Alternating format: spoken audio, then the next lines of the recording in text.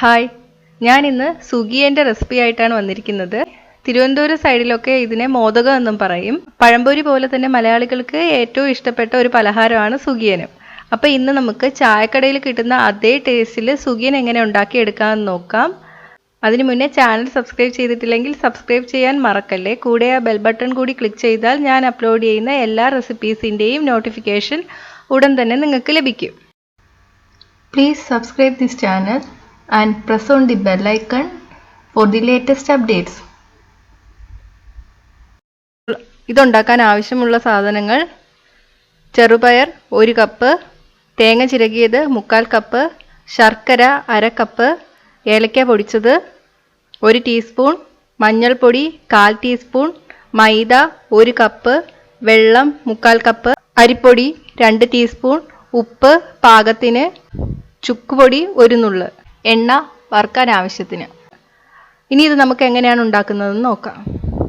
ഞാനിവിടെ 1 കപ്പ് ചെറുപയറാണ് എടുത്തിരിക്കുന്നത്. ഞാൻ എടുത്തിരിക്കുന്ന ഈ ചെറുപയറിന് നല്ല വേവ് കുറവാണ്. അതുകൊണ്ട് ഞാൻ വെള്ളത്തിൽ കുതിരാൻ ഇട്ടിട്ടില്ല. നിങ്ങൾ ചെയ്യുമ്പോൾ 5-6 മണിക്കൂർ വെള്ളത്തിലൊന്ന് കുതിർത്തിയെടുക്കുക. എന്നിട്ട് കുക്കറിലിട്ടിട്ട് നല്ലപോലെ വേവിച്ചെടുക്കുക. ഞാനിവിടെ 3 വിസിലിട്ടപ്പോൾ നല്ലപോലെ വെന്ത് കിട്ടിയിട്ടുണ്ട്.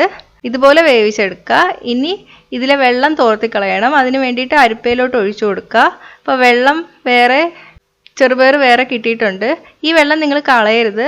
ഇത് നല്ല പ്രോട്ടീനും വൈറ്റമിൻസും ഒക്കെ ഉള്ള വെള്ളമാണ്. ഇത് നിങ്ങൾക്ക് കുടിക്കാം. ഒന്നി പഞ്ചസാരയോ ശർക്കരയോ ചേർത്ത് കുടിക്കാം. ഞാനിത് അല്ലാതെ തന്നെയാണ് കഴിക്കുന്നത്. ഇനി അടുത്തതെന്ന് പറഞ്ഞാൽ നമുക്ക് ശർക്കര ഒന്ന് ഉരുക്കിയെടുക്കണം. അതിന് വേണ്ടിയിട്ട് 1/2 കപ്പ് ശർക്കരയാണ് ഞാൻ എടുത്തിരിക്കുന്നത്. നമ്മൾ ഉപയോഗിക്കുന്ന കപ്പ്, ചെറുപയർ അളക്കാൻ എടുക്കുന്ന അതേ കപ്പ് തന്നെ എടുക്കണം. ഇനി ഇതിലോട്ട് 1/2 മുതൽ 1/4 കപ്പ് വരെ വെള്ളം ചേർത്ത് കൊടുക്കാം. വെള്ളം കൂടുതലാവരുത്. വെള്ളം കൂടിപ്പോയാൽ നമ്മൾ ഈ ശർക്കര പാനിയാക്കിയതിന് ശേഷം ഇതിലോട്ടാണ് നമ്മൾ ചെറുപയർ ഇട്ട് കൊടുക്കുന്നത്. എന്നിട്ട് വറ്റിച്ചെടുക്കണം. അപ്പം വെള്ളം കൂടിയാൽ നല്ല കഷ്ടപ്പെടും വറ്റിച്ചെടുക്കാൻ വേണ്ടിയിട്ട്. ഇപ്പം ശർക്കര പാനിയായിട്ട് വന്നിട്ടുണ്ട്. ഇതിലോട്ട് 1 ടീസ്പൂൺ ഏലക്ക പൊടിച്ചത് ചേർത്ത് കൊടുക്കുക. ഇവിടെ കിട്ടുന്ന ശർക്കര നല്ല ശർക്കരയാണ്, അരിക്കേണ്ട ആവശ്യമൊന്നുമില്ല. അതുകൊണ്ട് ഞാൻ അരിക്കുന്നില്ല. നിങ്ങൾ ചെയ്യുമ്പോൾ പാനിയാക്കിയതിന് ശേഷം ഒന്ന് അരിച്ചെടുക്കുക. എന്നിട്ട് പാത്രത്തിലോട്ട് പിന്നെയും ഒഴിച്ചതിന് ശേഷം മാത്രം ഏലക്കപ്പൊടി ആഡ് ചെയ്യുക. ഇനി ഒന്ന് ഇളക്കി കൊടുക്കുക. ഞാൻ 1 നുള്ള് ചുക്കുപൊടിയും കൂടി ചേർത്ത് കൊടുക്കുകയാണ്. ചുക്കുപൊടി ഓപ്ഷണലാണ്, ഇല്ലെങ്കിൽ സാരമില്ല. ഇനി ഇതിലോട്ട് 1/4 കപ്പ് തേങ്ങ ചേർത്ത് കൊടുക്കുക. നന്നായിട്ട് ഇളക്കി കൊടുക്കുക.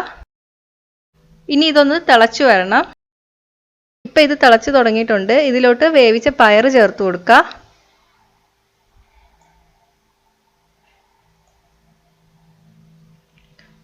ഇനി നന്നായിട്ട് ഇളക്കി യോജിപ്പിക്കുക. തീ നല്ല കുറച്ചിടണം. കാരണം നമ്മളിത് ഇളക്കിയിട്ട് വറ്റിച്ചെടുക്കണം. അപ്പോൾ ഇത് അടിയിൽ പിടിക്കാൻ ചാൻസ് ഉണ്ട്.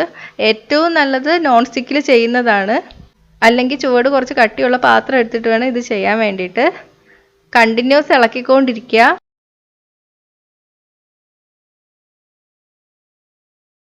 ഇപ്പം ഇത് നല്ലപോലെ വറ്റി വന്നിട്ടുണ്ട്. ഇനി നമുക്ക് തീ ഓഫ് ചെയ്യാം. എന്നിട്ട് തണുക്കാൻ വേണ്ടിയിട്ട് വയ്ക്കാം. ഇപ്പം തണുത്ത് കഴിഞ്ഞിട്ടുണ്ട്. ഇനി നമുക്ക് ഇത് ഉരുട്ടിയെടുക്കണം. ഇതിൻ്റെ സൈസ് നിങ്ങൾക്ക് ഇഷ്ടമുള്ള പോലെ ആക്കാം. ചായക്കടയിലൊക്കെ നമുക്ക് കിട്ടുന്നത് കുറച്ച് വലിപ്പമുള്ള സുഗിയനാണ്. നിങ്ങൾക്ക് ഇഷ്ടമുള്ള സൈസിൽ ഇത് ഉരുട്ടിയെടുക്കുക. ഇനി ഇത് മുക്കി പൊരിക്കാൻ വേണ്ടിയിട്ടുള്ള മാവ് തയ്യാറാക്കി എടുക്കുക. അതിന് വേണ്ടിയിട്ട് 1 കപ്പ് മൈദയാണ് എടുത്തിരിക്കുന്നത്. ഇനി ഇതിലോട്ട് 2 ടീസ്പൂൺ അരിപ്പൊടി ചേർത്ത് കൊടുക്കുക. 1/4 ടീസ്പൂൺ മഞ്ഞൾപ്പൊടി ചേർത്ത് കൊടുക്കുക. ഞാനിവിടെ 1/4 ടീസ്പൂണേ ചേർത്തുള്ളൂ. ഈ മഞ്ഞൾപ്പൊടിയുടെ അളവ് നിങ്ങൾക്ക് ഇഷ്ടമുള്ള പോലെ മാറ്റാം. കാരണം ചില മഞ്ഞൾപ്പൊടിക്ക് എത്ര ഇട്ടാലും കളറ് വരില്ല. അപ്പം നിങ്ങളുടെ കയ്യിൽ ഇരിക്കുന്ന മഞ്ഞൾപ്പൊടിക്ക് അനുസരിച്ചിട്ട് 1/4 ടീസ്പൂൺ മുതൽ 1/2 ടീസ്പൂൺ വരെ ചേർത്ത് കൊടുക്കുക. ഇനി ഇതിലോട്ട് ആവശ്യത്തിന് ഉപ്പ് ചേർത്ത് കൊടുക്കുക. ഇനി കുറച്ച് വെള്ളം ഒഴിച്ചു കൊടുത്തിട്ട് നമുക്ക് കലക്കിയെടുക്കാം. മാവ് കലക്കിയെടുക്കുമ്പോൾ ഈ ഇഡലി മാവിൻ്റെയൊക്കെ കട്ടിയിൽ കലക്കിയെടുക്കുക. നല്ല ലൂസായിട്ട് കലക്കിയെടുക്കരുത്. കാരണം നമ്മുടെ ഈ ചെറുപയറിൻ്റെ ബോൾസ് എല്ലാം ഇതിൽ മുക്കിയാണ് എടുക്കേണ്ടത്. അപ്പം നല്ല കോട്ടായിട്ടിരിക്കണം. അല്ലെങ്കിൽ എണ്ണയിലിടുമ്പോൾ ആ ചെറുപയറൊക്കെ പുറത്തോട്ട് വരും.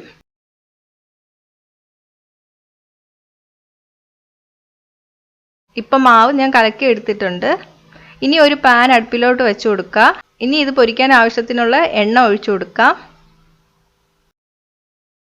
ഇപ്പം എണ്ണ ചൂടായിട്ടുണ്ട്. ഇതിലോട്ട് ഓരോ ബോൾസും മാവിൽ മുക്കിയിട്ട് ഇട്ട് കൊടുക്കുക. ഞാനിവിടെ ബോൾ മുക്കിയിടുന്ന പാർട്ട് ഷൂട്ട് ചെയ്തില്ല, അത് അടുത്ത പ്രാവശ്യം ഇടുമ്പോൾ കാണിച്ചു തരാം. ഇത് ഏകദേശം ഒരു 3-4 മിനിറ്റ് മതിയാകും ഒന്ന് മൊരിഞ്ഞു വരാൻ വേണ്ടിയിട്ട്. അകത്തെ ഫില്ലിംഗ് ഒന്നും വേവേണ്ട കാര്യമില്ല. 3-4 മിനിറ്റ് കഴിയുമ്പോൾ ഒന്ന് നോക്കുക വെന്തോന്ന്, എങ്കിൽ മറിച്ചിട്ട് കൊടുക്കുക. അപ്പം ഞാൻ ഇത് മറിച്ചിട്ട് കൊടുക്കുകയാണ്.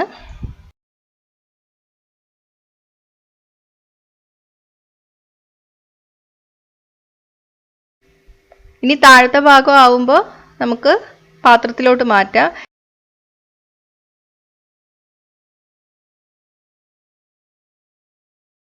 ഈ കറുത്ത് കാണുന്നത് പയർ പുറത്ത് കാണുന്നതാണ്, കരിഞ്ഞതല്ല.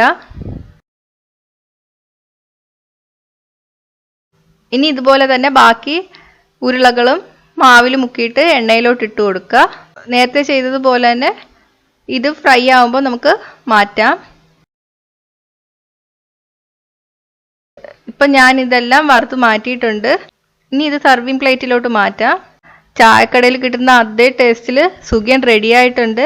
നല്ല ചൂട് ചായയുടെ കൂടെ കഴിക്കാൻ നല്ല ടേസ്റ്റാണ്. അപ്പം നിങ്ങളിത് ട്രൈ ചെയ്ത് നോക്കണം.